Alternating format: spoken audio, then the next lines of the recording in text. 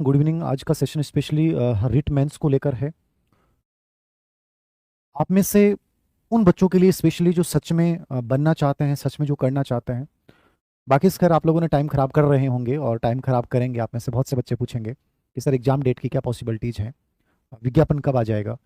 मैं आज भी इस चीज़ को मानता हूँ कि यदि मैं आपकी जगह होता, मैं कंप्लीटली बेरोजगार होता, मैं रिट दे चुका होता और मुझे ये लगता है कि मुझे रिट मेंस को क्वालिफाई करना है हर हाल में, तो मैं इन सब सवालों से हटकर इस समय पाठ्यक्रम की कॉपी मेरे स्टडी टेबल के ऊपर होती।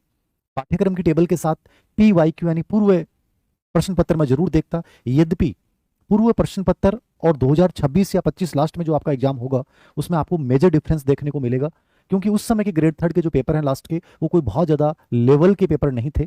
उस समय अध्यक्ष अलग थे, एग्जाम सेटर अलग थे, पेपर सेटर अलग थे। अब मामला कंप्लीटली मुझे लगता है बहुत अलग चेंज होगा। और स्पेशली जो अधीनस्थ सेवा चयन बोर्ड के अध्यक्ष हैं आलोक राज, तो मैं आपको एज ए मेरे व्यू से बता रहा हूँ कि यदि मैं आपकी जगह होता तो मुझे पता होता कि अधीनस्थ सेवा चयन बोर्ड एग्जाम का आयोजन करवा रहा है। मैं 2025 लास्ट या जनवरी 2026 में मैं इस एग्जाम को देने जा रहा हूं। तो क्या मेरे पास इतना समय है कि मैं इस पूरे पाठ्यक्रम का एनालिसिस कर पाऊं कम से कम 3 बार, मैं इस पूरे पाठ्यक्रम का 3 बार रिवीजन कर पाऊं। यदि मैं आपको ईमानदारी से बोल रहा हूं, जो बात बोल रहा हूं सुनिएगा आराम से, यदि मैं रिट मेंस मुझे देनी है और रिट मेंस देनी नहीं है मुझे मुझे इसमें सिलेक्शन लेना है सर, 100% सिलेक्शन लेना है। देना अलग चीज होती है, दे आपने बहुत सारे एग्जाम्स दी होंगी और देते रहेंगे। मैं देने वालों की बात ही नहीं करता, मैं नॉर्मल तैयारी करने वालों की बात ही नहीं कर रहा आज के सेशन में। मैं बात कर रहा हूं उन स्टूडेंट्स की जो सच में सिलेक्शन लेना चाहते हैं। वो केवल और केवल वो फॉलो करेंगे जो उनके लिए बहुत जरूरी है। याद रखना, आपकी जिंदगी जो है ना वो पानी का गिलास है, और आप पानी के गिलास को कहाँ खर्च कर रहे हो, किस जगह अपनी ऊर्जा दे रहे हो, वही तुम्हारी लाइफ में आउटकम्स उभर के आएगा। यदि उस पानी के गिलास को तुमने गलत जगह पे खर्च कर दिया, तो वो जो सबसे इंपॉर्टेंट पार्ट है जिसके लिए सबसे अधिक जरूरी था पानी, वो जब रह जाएगा ना, तो बाकी तुम कितने ही निष्कर्ष देते रहना, कितने ही बहाने देते रहना, कोई मतलब नहीं है। तो कंप्लीटली आज का ये वीडियो उन बच्चों के लिए समर्पित है जो सच में बनना चाहते हैं, जो बातें नहीं करना चाहते, जो घोषणा नहीं करना चाहते कि सर हम बन जाएंगे, हम जीत जाएंगे। नहीं, मुझे घोषणाएं भी नहीं चाहिए। मुझे ये चाहिए कि आप उस पथ पे निकल चुके हैं और आप जिस दिन ज्वाइन करेंगे उस दिन तुम्हारी घोषणा अब तक अंदर है, उस दिन तुम्हारी फलीभूत होगी कि सर हमने अंदर अपने आप से कहा था कि हम निकल पड़े हैं, और उस दिन कि आज सर हम घोषणा करते हैं कि ज्वाइन करने जा रहे हैं। मुझे ये घोषणाएं अच्छी लगती हैं। पहले से आप बनावटी मत बनिए, पहले से आप लोगों को मत बताइए क्या कर रहे हैं। सबसे इंपॉर्टेंट चीज है क्लियर पर्पज के साथ, चाहे तुम्हारा रास्ता कितना ही उबड़ खाबड़ क्यों नहीं हो, कितना भी उबड़ खाबड़ क्यों नहीं हो, कोई फर्क नहीं पड़ेगा। याद रखना, कोई फर्क नहीं पड़ेगा।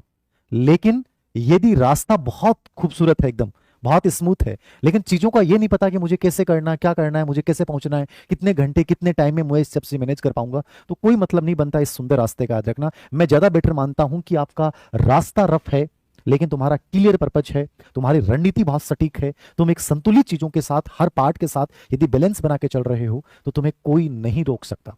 अब बात करते हैं कि सर क्या लग रहा है आपको, कब विज्ञापन आएगा। देखो 7,000 की अभ्यर्थना इनके पास है वित्त विभाग की स्वीकृति, लेकिन चूंकि इनको निर्देश है कि संस्कृत शिक्षा विभाग और सामान्य शिक्षा विभाग दोनों को मिला के एक अच्छी भर्ती निकाली जाए, तो एक बड़ी इंफॉर्मेशन आपके लिए पॉजिटिव ये है कि अप्रैल के अंतर्गत डीपीसी हो रही है। ठीक है, अप्रैल के अंतर्गत थर्ड ग्रेड की डीपीसी हो रही है, बहुत बड़ी बात है, याद रखना। और थर्ड ग्रेड की डीपीसी इतने लंबे समय बाद में हो रही है, मतलब काफी सारे पद जो है वो खाली होंगे। तो अपन एक उम्मीद कर सकते हैं कि एक अच्छी वैकेंसी आपके सामने आए। 15,000 तो मैं मान रहा था कि 15,000 प्लस वैकेंसी आएंगी, हो सकता है इस संख्या और भी बढ़ जाए।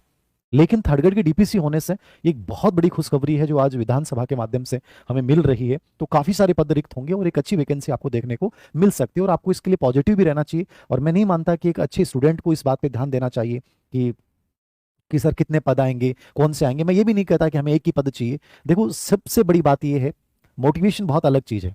मोटिवेशन आपकी गति को बढ़ा सकता है, आपको आगे बढ़ा सकता है, लेकिन सबसे बड़ी चीज है कि सबसे बड़ा मोटिवेशन मैं तो ये मानता हूं यदि तुमने डिसिप्लिन के साथ चीजों को किया ना, क्योंकि डिसिप्लिन आपका 80% सिलेक्शन की भूमिका तय कर देता है, और ये सबसे बड़ा मोटिवेशन भी है। मेरे कहने से मोटिवेट मत होना आप।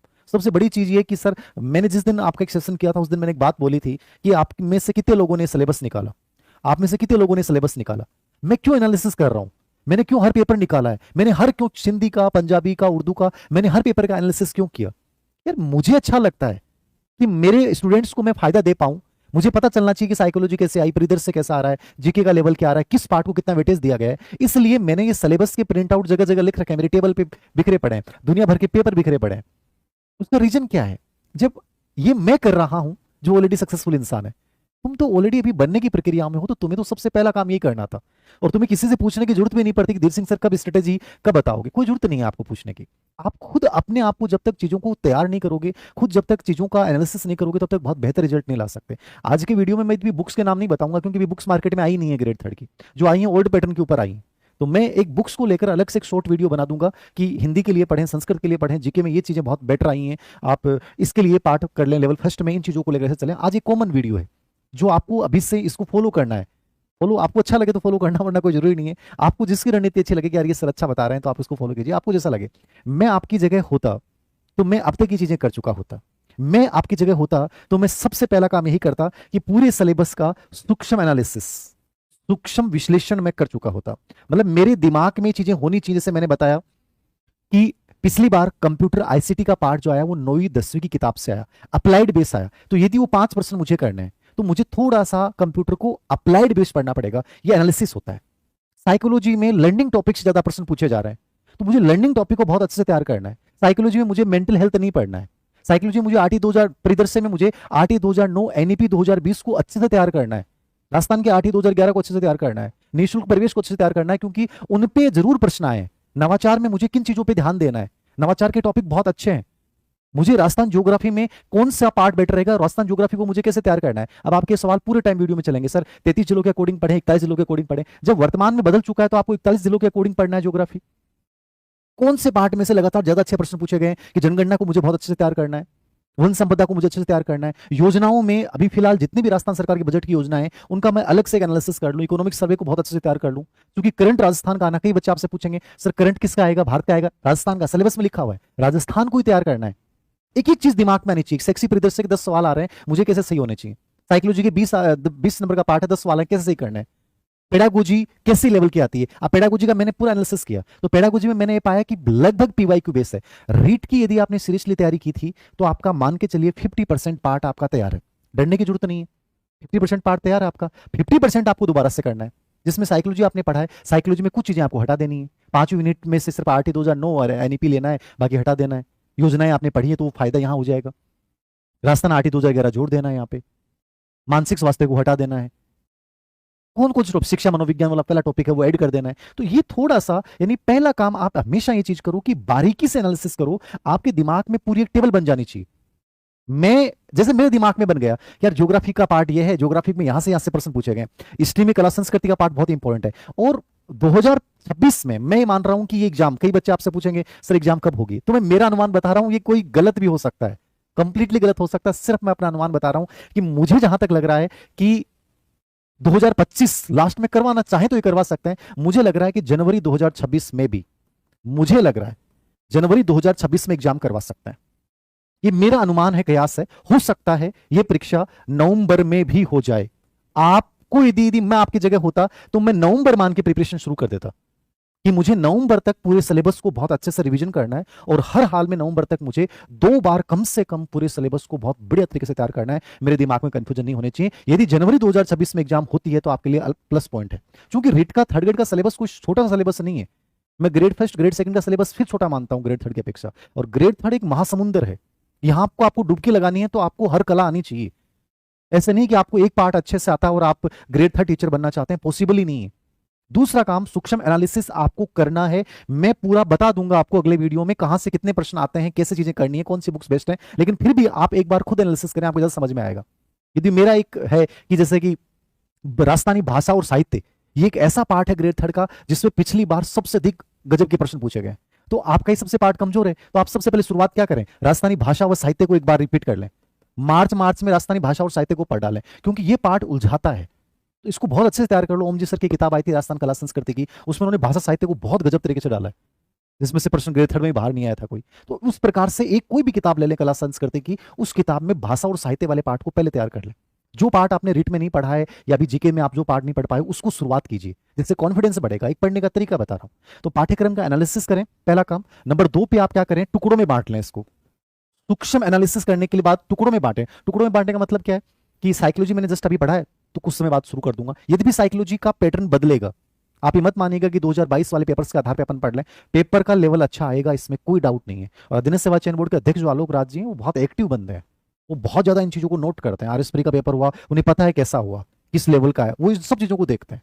तो आप मान के चलिएगा कि आपको एक अच्छा लेवल देखने को मिलेगा राजस्थान जीके में भी, साइकोलॉजी में भी, सब्जेक्ट में भी। तो कम मन से तैयार हो जाएं कि मुझे अच्छा पढ़ना है। और तुम ये सोच रहे हो कि तो ये टुकड़ों में एनालिसिस करें, टुकड़ों में बांट दें।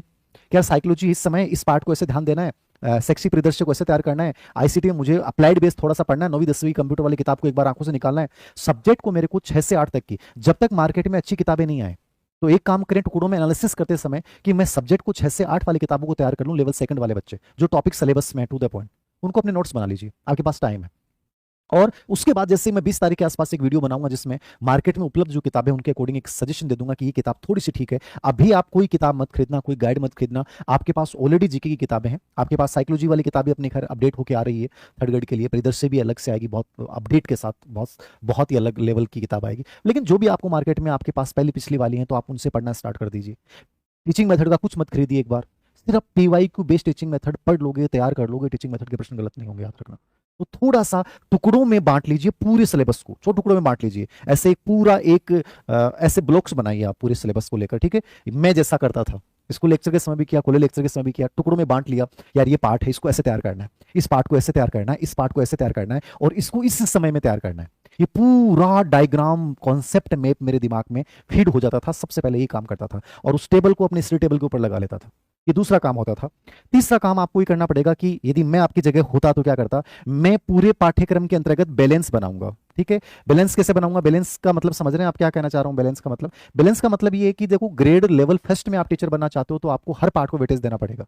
वहां आपकी पांचों सब्जेक्ट आपको तैयार करने पड़ेंगे, पांचों सब्जेक्ट के आपको टीचिंग मेथड तैयार करने पड़ेंगे, साइकोलॉजी आईसीटी तैयार करनी पड़ेगी, जीके का वेटेज वहां पे बढ़ जाता है।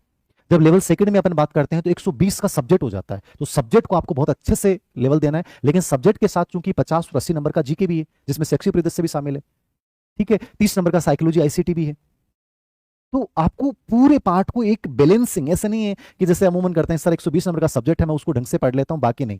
बैलेंस बनाओ, जीके भी आपका बहुत अच्छे लेवल का तैयार होना चाहिए, साइकोलॉजी आईसीटी परिदृश्य भी बहुत अच्छा तैयार करो, और सब्जेक्ट को भी बहुत अच्छे तैयार करो। क्योंकि लेवल फर्स्ट में टीचिंग मेथड का ज्यादा वेटेज बढ़ जाता है, तो वो पीवाईक्यू बेस तैयार कर लें उस चीज को। तो थोड़ा सा बैलेंस बनाएं, ये बहुत बेहतर होगा। तो यानी संयोजन स्थापित कर लें पूरे सिलेबस में। ये वर्ड मैं आपको दे रहा हूं, एक नया हिंदी का वर्ड है संयोजन। समझने का मतलब हो गया कि किस पार्ट को कितना वेटेज देना है, ये दिमाग में पिक्चर क्रिएट कर लें। किसी कहने से मत करना मैं वीडियो लेके आऊंगा कि यार आप इसको इससे तैयार करो, नहीं, आप अपना बनाइए। जब तक अपना व्यू अपने आप को नहीं दोगे तब तक बहुत बेहतर नहीं कर पाओगे, याद रखना। दूसरों के व्यूज से कुछ नहीं होने वाला। मैं तो कहता हूं मेरे व्यू को भी मत सुनिए आप। सबसे बेस्ट तरीका होता कि आप अब तक जो चीजें बता रहा हूं वो चीजें तुम कर चुके होते, ठीक है। चौथा, सर कोचिंग करें कि नहीं करें, सवाल मेरे पास बहुत बच्चों ने पूछा इस लाइव से पहले। तो मैं आपको ईमानदारी से राय दूं, यदि मैं आपकी जगह होता, धीर सर यदि ग्रेड थर्ड की तैयारी कर रहे होते तो क्या वो कोचिंग करते? तो मेरा 100% सवाल होगा, बताएं आपको अकॉर्डिंग क्या सवाल होगा। यदि ग्रेड थर्ड की मैं तैयारी कर चुका, मैंने की है याद रखना, और मैं ग्रेड थर्ड में फेल हुआ था, आपको भी बोल देता हूं, लेकिन उसका फेल होना मुझे चुभा था। क्योंकि मैं जब एग्जाम दे के आया, मेरा रिजल्ट खराब हुआ, तो हमारी कॉलेज के ही एक टीचर ने, साथी ने कहा, कॉलेज प्राइवेट कॉलेज में पढ़ाने वाले गवर्नमेंट में नहीं लगते, हमें यही धक्के खाने होंगे। तो बुरा लगा था। पहली बार एग्जाम दिया था लाइफ का और उसमें असफल हो गए, 1500 वैकेंसियां थी, बुरा लगा था। और लगना चाहिए, मैंने उनको कोई घोषणा नहीं की कि भाई मैं लग जाऊंगा निकल जाऊंगा इस कॉलेज से। मैंने कहा कोई बात नहीं, हमें अपना काम करना है मौन रहकर, योजनाएं बनानी है मौन रहकर। घोषणाएं करने से नहीं होता, तुम्हें नेता नहीं बनना है कि घोषणा कर दोगे और वो घोषणाएं कभी पूरी नहीं होती हैं। घोषणाएं कभी मत कीजिए। मैं चुपचाप लगा रहा अंदर ही अंदर। तो मैं आपको यही कहूंगा कि यदि मैं ग्रेड थर्ड की तैयारी करता आपकी जगह तो क्या मैं कोचिंग करता? तो मैं 100% सवाल का जवाब दूंगा, नहीं करता। मैं कोई कोचिंग का विरोधी नहीं हूं, मैं कोचिंग में खुद पढ़ाता हूं, मेरे साइकोलॉजी के बैच चलते हैं। वो बंदा ही बात बोल रहा है, लेकिन मैं आपको इसलिए कह रहा हूं, यदि आप खुद पढ़ सकते हैं, यदि आप अपना एनालिसिस खुद कर सकते हैं, यदि आपको ये पता चलता है कि सिलेबस में से कौन से पार्ट में से कहां से क्या आएगा, तो आपको कोई जरूरत नहीं है। हाँ, कोचिंग यदि आप करना चाहते हैं तो फिर लेट मत करना, अभी कोचिंग ज्वाइन कर लेना, जहां बेस्ट टीचर हो, जहां अनावश्यक कंटेंट नहीं पढ़ाया जाता हो, जहां टू द पॉइंट अप्रोच हो, जहां फैकल्टीज बहुत अच्छी हो, सक्सेसफुल पर्सनैलिटीज हो, बातें नहीं वास्तव में कुछ करके दिखाने का जज्बा हो उन टीचर्स में।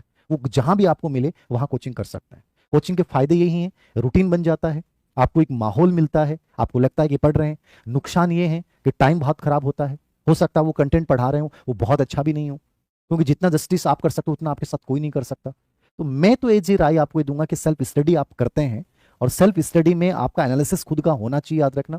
इसके साथ आप PYQ साथ साथ में निकालते जाएं, ठीक है। अभी टेस्ट सीरीज ज्वाइन करें कि नहीं करें, मेरे अकॉर्डिंग अभी टेस्ट सीरीज मार्च में तो कदापि नहीं करनी चाहिए। अप्रैल में यदि आप सिलेबस कवर करते हैं उसके बाद आप टेस्ट सीरीज को देखना शुरू कर दें। यदि आपने चीजें पहले से पढ़ रखी हैं तो आप कोई अच्छी टेस्ट सीरीज ज्वाइन कर सकते हैं, हम भी टेस्ट सीरीज चलाएंगे।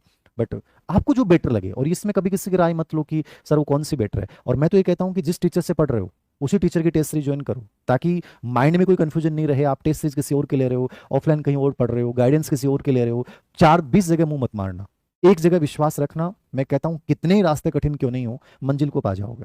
ये बहुत अच्छी बात मैं आपको क्लियरली बोल रहा हूं, इसको फॉलो कीजिएगा। तो कोचिंग मेरे कोडिंग कोई जरूरी नहीं है। यदि आप पढ़ सकते हैं, पढ़ने में सक्षम है, आपका खुद का एक अप्रोच क्रिएट हो चुका है, आपको पता चलता है कि यहाँ से चीज़ें ऐसे आती हैं, तो उन्हीं को रिवाइज कीजिए, PYQ पढ़िए, एक अच्छा इन्वायरमेंट क्रिएट कीजिए, और अपने रूम में वही बातें लेके आइए जो बहुत पॉजिटिव हो। बाहर की बातों को सुनना बंद कर दीजिए। दुनिया आपको पता नहीं क्या क्या बोलेगी, थर्ड ग्रेड नहीं होगी, वैकेंसियां कम होंगी, ऐसे ही हो जाएगा, वो हो जाएगा, इतने पद तो पहले से ही, 10 लाख तो पहले से ही बैठे हुए हैं। वो क्या करेंगे? बैठे होंगे 10 लाख पहले से, 20 लाख पहले से बैठे होंगे, कोई फर्क नहीं पड़ता। जो पहले से बैठे हैं वो ज्यादा परेशान हो जाते हैं, उनकी ज्यादा टेंशन होती है, ज्यादा कॉन्फिडेंस लो होता है। नई फर्स्ट बार जो बच्चा तैयारी कर रहा है, मैं ईमानदारी से कर रहा हूँ, उसको जी जान लगा देना चाहिए इस भर्ती को निकालने के लिए। और कुछ नहीं है, मैं नहीं कहता कि ग्रेड थर्ड में रहना, एक बार लग जाओगे ना उसके बाद आगे की संभावनाएं खुल जाएंगी। एक पहला कदम के लिए ग्रेड थर्ड जरूरी होती है, उसके बाद UPSC बनोना, IAS बनोना, RS बनोना। लेकिन जब आपके पास कुछ नहीं होना तो वहां ग्रेड थर्ड से बढ़िया कोई जॉब नहीं हो सकता, क्योंकि इसके साथ आप अपनी प्लानिंग कर सकते हो, आप अपनी प्रिपरेशन कर सकते हो। तो ये कुछ बातें हैं जो मेरे अकॉर्डिंग करना चाहिए। 150 प्रश्न आपके सामने आने हैं, और विशेष बात है कि आपने रिट में आपने बिना नेगेटिव मार्किंग के किया है। यहाँ जो 150 क्वेश्चन है उनमें नेगेटिव मार्किंग भी है, याद रखना, ठीक है। और पेपर का स्तर भी अच्छा देखने को मिलेगा, मैं जहां तक समझता हूं, क्योंकि बहुत सारे इनपुट्स होते हैं। हम जिस लेवल पे होते हैं हमें पता चलता है कि इस बार इस चीज की इस लेवल का आना चाहिए। मैं डरा नहीं रहा हूं, मैं ईमानदारी से कह रहा हूं कि जो भी पढ़ो ना, बहुत अच्छे लेवल का पढ़ना। 150 क्वेश्चंस का आप मैटर जो है वो बहुत अच्छे स्तर का तैयार करना। पिछले वाले पेपर्स के आधार पे मत मान लेना कि नॉर्मल हम पढ़ के जाएं। मैं कहता हूं GK सेल्फ स्टडी का विषय, एक अच्छी किताब चुन लो, बेहतरीन किताब चुनो, और बहुत सारी अच्छी किताबें, और उसके साथ PYQ बेस, ठीक है, कि कैसे प्रश्न आ रहे हैं, उससे आपकी एक समझ डेवलप होती जाएगी, उनको निकालते जाएं। एक राजस्थान हिस्ट्री की हमने निकाली थी PYQ की, बहुत अच्छी बुक है। ऐसे बहुत सारी मार्केट में आपको बुक्स मिलेंगी जो आपको बेहतरीन लगती है, वो लीजिए, साथ में उस कंटेंट को लीजिए, और अच्छे से साथ साथ में पूरा एनालिसिस करते हुए धीरे धीरे आगे बढ़िए। ऐसे नहीं कि आज आपने मेरा वीडियो देखा और बस जोश में आ गए कि सर पर डाल, नहीं, आराम से करिए। 2 दिन और रेस्ट कर लो, 2 दिन प्लानिंग और कर लो, लेकिन प्लानिंग इतनी बेहतरीन करो कि वो टूटनी नहीं चाहिए। फिर उसमें कोई बदलाव नहीं आना चाहिए कि सर हम तो ये सोच रहे हैं कि अब ये कर लेते हैं, नहीं। जो प्लानिंग तय कर ली, जो रास्ता तय कर लिया, उस रास्ते पे हर दम हर समय चलना है, कंटिन्यूसली चलना है, ये याद रखिएगा इस चीज को। तो अच्छे स्तर का कंटेंट जो है वो आप तैयार करिए। 150 क्वेश्चंस आपके पास आने हैं, और टारगेट तय कीजिए कि मैं लेवल सेकंड में हूं, तो सब्जेक्ट को अभी से बहुत अच्छे से तैयार करना शुरू कर दूं। जीके आपका ऑलरेडी पढ़ा हुआ है, जो पार्ट आपका पहले पढ़ा हुआ उसको एक बार मत देखिए, हल्के रूप में देखना शुरू कर दीजिए। जो पार्ट नहीं देखा हुआ है उसको बहुत अच्छे लेवल से तैयार कीजिए। लेवल फर्स्ट वाले बच्चे याद रखना, 150 क्वेश्चंस में आपका सिलेक्शन बहुत आसान होगा यदि बैलेंस स्थापित किया, सब्जेक्ट, टीचिंग मेथड, इनमें यदि अच्छा स्कोर कर गए, क्योंकि जीके सब एक जैसा पढ़ेंगे। जीके का वेटेज यदि आपके ज्यादा है, 100 नंबर प्लस 80 नंबर, बट फिर भी मैं कह रहा हूं कि ये पार्ट जो है सब्जेक्ट, टीचिंग मेथड, ठीक है ना, साइकोलॉजी आपकी ठीक होगी, ICT, इस पार्ट में जो बच्चा लीड करेगा लेवल फर्स्ट में, वो ज्यादा बेटर कर पाएगा, याद रखना, क्योंकि ये पार्ट में बहुत सारा कंटेंट है। और इस पार्ट को आप में से हर बच्चा, क्योंकि जीके को लगभग सब एक जैसा पढ़ लें, जीके में राजस्थान ज्योग्राफी वही पढ़नी है, इतिहास क्लास संस्कृति वही पढ़नी है, भाषा साहित्य आपको वही पढ़ना है, ठीक है, राजस्थान के प्रतीक चिन्ह वही पढ़ने हैं, राजस्थान की योजनाएं वही पढ़नी है, करंट आपको राजस्थान का वही आपको 7 से 8 महीने का तैयार करना है। कहीं ना कहीं मैं आपको जो ये कहना चाह रहा हूं कि वो पार्ट जो आपका सच में अच्छा नहीं है, उस पार्ट को आप अभी मार्च अप्रैल में अच्छे से तैयार कर लें। और इस चीज की चिंता छोड़ दें कि सर अगले साल होगा तो बहुत टाइम है, अगले साल फिर तो हमको जॉब कर लेते हैं। गवर्नमेंट जॉब यदि लगना चाहते हो तो मेरे अकॉर्डिंग आपको बलिदान करना पड़ेगा, सेक्रीफाइस करना पड़ेगा। और 1 साल सेक्रीफाइस कीजिए, हर चीज के साथ कीजिए, रिश्तों के साथ कीजिए, समाज के साथ कीजिए, अपनी इच्छाओं के साथ कीजिए। 1 साल का बलिदान आपको बहुत कुछ लौटा के जाएगा। अभी लगता होगा और मैं नहीं कह रहा कि कोई बहुत लोड लेके पढ़ो, मैं तो कहता हूँ मस्ती के मूड के साथ भी सिलेक्शन लिए जा सकते हैं। बस थोड़ा सा जो मैं चीज़ आपको बताना चाह रहा हूँ कि 150 क्वेश्चंस आने वाले हैं, इनका आपको लेवल पता होना चाहिए कि मुझे किस पार्ट को बहुत किस लेवल से तैयार करना चाहिए। तो ये मेरी कुछ बातें थी जो मुझे लगता है कि आपके समझ में आएंगी। एग्जाम डेट मेरे अकॉर्डिंग जनवरी 2026, जो मुझे अभी तक अधीनस्थ सेवा चयन बोर्ड के अध्यक्ष जी को जो बयान है प्लस अधीनस्थ सेवा चयन बोर्ड का जो उलझा हुआ सा कैलेंडर है उसमें पॉसिबिलिटीज नहीं लग रही है। यदि नवंबर में कुछ डेट खाली हैं तो मे भी ये करवा दे नवंबर, बट मुझे लग नहीं रहा। तो डीपीसी के बाद संभवतः ये विज्ञापन निकालेंगे और एक अच्छी वैकेंसी आपके सामने आएंगी।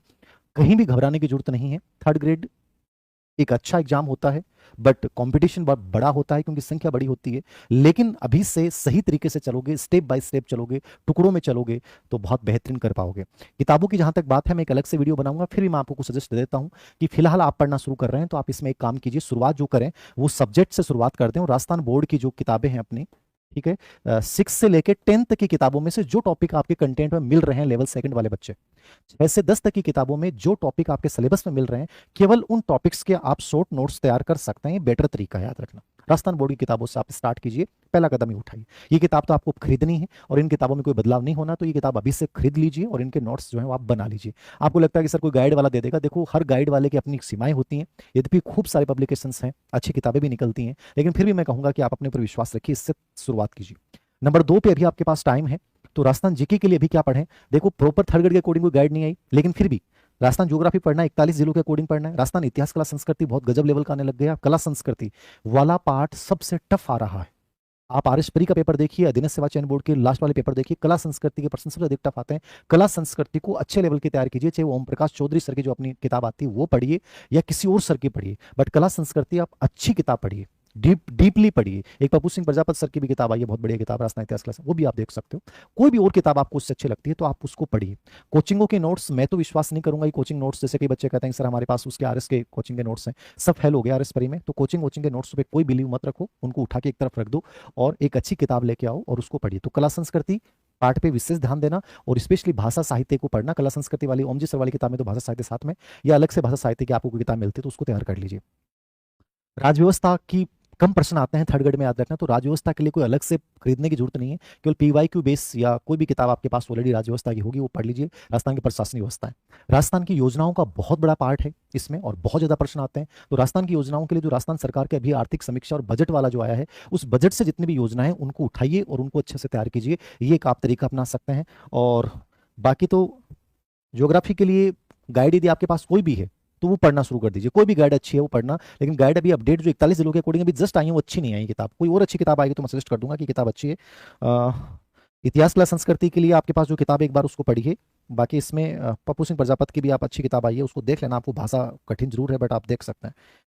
राजस्थानी भाषा को इसको अच्छे से तैयार कीजिएगा। राजस्थान के सामान्य ज्ञान में ये तो बहुत इजी प्रश्न है। खिलाड़ी वाला अनुसंधान के अंदर फ्लेक्सिब योजना है, तो फ्लेक्सिब योजनाओं के लिए आर्थिक समीक्षा पढ़ लीजिए, ठीक है। उद्योग वगैरह, राजस्थान की राजनीतिक प्रशासनिक व्यवस्था एक छोटा टॉपिक है तो बड़ी किताब खरीदने की जरूरत नहीं है। स्पेशली योजनाएं बहुत इंपॉर्टेंट होती हैं ग्रेड थर्ड के अकॉर्डिंग।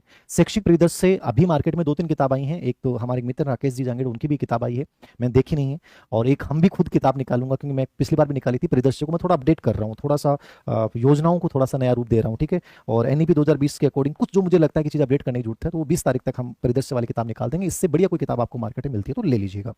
करंट में आप अभी चाहे मत पढ़िए, लास्ट में पढ़ें तो मूमल वगैरह या विनोद स्वामी इनकी कोई भी किताब देख लीजिएगा। सब्जेक्ट जो है उसके लिए मैंने आपको बताया है कि राजस्थान बोर्ड की किताबों को एक बार तैयार कर लीजिए, उनको अच्छे से तैयार कीजिए। उसके बाद यदि कोई अच्छी किताब आती है, हिंदी के लिए अलग, संस्कृत के लिए अलग, इंग्लिश के लिए अलग, ठीक है, एसएसटी के लिए अलग और मैथ के लिए अलग, तो मैं आपको सजेस्ट कर पाऊंगा। क्योंकि मैंने अभी किताबों को देख नहीं पाया और नई किताब आई भी नहीं है तो मुझे लगता नहीं कि मैं अभी आपको इस किताबों के लिए सजेस्ट कर पाऊँ। तो ये मेरे अकॉर्डिंग कुछ बातें थी जो आपको फॉलो करनी है। कोई विशेष सवाल हो तो बताया। हाँ, सेल्फ स्टडी करेंगे। सेकंड ग्रेड और फर्स्ट ग्रेड के लिए मैं कल या परसों में एक वीडियो बनाऊंगा, ग्रेड फर्स्ट और ग्रेड सेकंड वाले। और ग्रेड फर्स्ट ग्रेड सेकंड वालों को मेरी राय ये है कि आप अपनी तैयारी में लगे रहें, आप इसकी तरफ भ्रमित नहीं हो। यदि आपको लगता है कि मैं ग्रेड सेकंड नहीं कर पा रहा हूँ, ग्रेड थर्ड के लिए इंट्यूशन आ रहा है तो ग्रेड थर्ड करना चाहिए। सबसे बड़ी बात है कि ये हमेशा खुद से पूछना चाहिए। मुझे किसी ने नहीं कहा था कि ग्रेड फर्स्ट करो, मुझे किसी ने नहीं कहा कि असिस्टेंट प्रोफेसर ही करो, मुझे लगा कि मैं कर सकता हूँ, मेरे अंदर ये आवाज आई कि मैं ज्यादा बेटर कर पाऊंगा, मैंने करा और मैं हो गया। हमेशा अपनी सुनो, दूसरों की सुनोगे तो मर जाओगे, याद रखना। मेरी भी मत सुना करो, मैं तो कहता हूँ अपनी सुन लिया करो कि धीर सिंह सर आपकी स्ट्रेटेजी को फॉलो करेंगे बट मुझे लग रहा है ग्रेड थर्ड ज्यादा बेटर है, ग्रेड सेकंड ज्यादा बेटर है, ग्रेड फर्स्ट बेटर है, ठीक है, ओके। और वही करना। नॉर्मलाइजेशन को लेकर आप टेंशन मत लें, कोई नॉर्मलाइजेशन नहीं होगा, रिट पात्रता में कहीं रिट नॉर्मलाइजेशन नहीं होगा, दिमाग से निकाल दीजिए, कोई नॉर्मलाइजेशन नहीं होगा। और किसी की यदि फॉर्म में गलतियां हो गई हैं तो माध्यमिक शिक्षा बोर्ड जाके संपर्क कर लें, आपका सोल्यूशन हो जाएगा, डरने की और तनाव लेने की कोई आवश्यकता नहीं। ठीक है। और सबसे अंतिम राय है आप सभी के लिए, सोशल मीडिया से दूरी बनाओगे, कम से कम यूज करा करो इसका, बस शॉर्ट एंड स्वीट, कम लोगों को फॉलो किया करो और अधिकतर चीजें एक अच्छी ग्रुप बनाकर उसमें सेल्फ स्टडी करना शुरू कर दो। ये बेस्ट स्ट्रेटजी है। और बाकी तो मैं तो ये कहूँगा कि सेल्फ स्टडी से बेटर कुछ नहीं हो सकता। बाकी कोचिंग करना आपका हक है, आपके पास पैसे हैं तो आप 100% कोचिंग कीजिए, बहाइए चाहिए जितना पैसा बहाना है। बट सबसे इंपॉर्टेंट जो बहाना है वो है पेशेंस के साथ अपने लक्ष्य के प्रति समर्पित होकर अच्छे से तैयारी कीजिए, लाइफ में सब कुछ मिल जाएगा, याद रखिएगा। थैंक यू वेरी मच आज के सेशन के लिए। एक बुक्स लिस्ट का मैं अलग से वीडियो लेके आऊंगा। मेरे पास जो डेट का आया है एग्जाम डेट का, वो जनवरी 2026 में भी, ये संभावना बता रहा हूँ। बाकी हो सकता है पहले आती है, तो मैं तो कहूँगा कि आप अक्टूबर नवंबर के अकॉर्डिंग तैयारी कीजिए। Okay, thank you very much.